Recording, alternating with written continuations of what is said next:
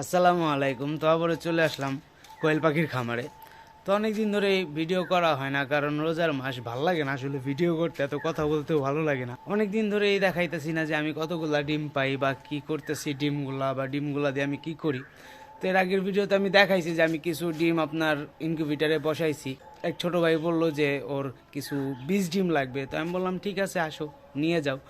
তো আমার কাছে আগে কিছু 100 ডিম আছে, আজকে দেখি কতগুলা ডিম পাই। তো সব মিলিয়ে ওরে আজকে ডিম আমি আর কি ওর কাছে ডিম দিয়ে দিব, 20 ডিম দিয়ে দিব। তো চলেন যাই ভিতরে যাই। তো মোটামুটি কিন্তু দেখা যাইতেছে অনেক ডিম আছে আজকে।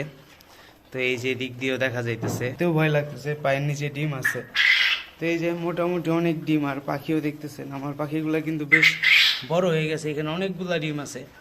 তো আসলে এখন আমি ডিমগুলো আগে গুছাবো। তো মাশাআল্লাহ আলহামদুলিল্লাহ আমি কিন্তু প্রায় 115টা ডিম পাইছি। আর এই যে আমাদের পাখির অবস্থা। তো এখন এই ডিমগুলা গুছাবো, আর আমার ভিতরে কিছু 100 ডিম আছে, ওরে মোট 220 ডিম দিয়ে দিব। তো আজকের মতন এই পর্যন্তই। সবাই ভালো থাকবেন, সুস্থ থাকবেন, আমাদের জন্য দোয়া করবেন, আমাদের কোয়েল পাখির জন্য দোয়া করবেন। আসসালামু আলাইকুম।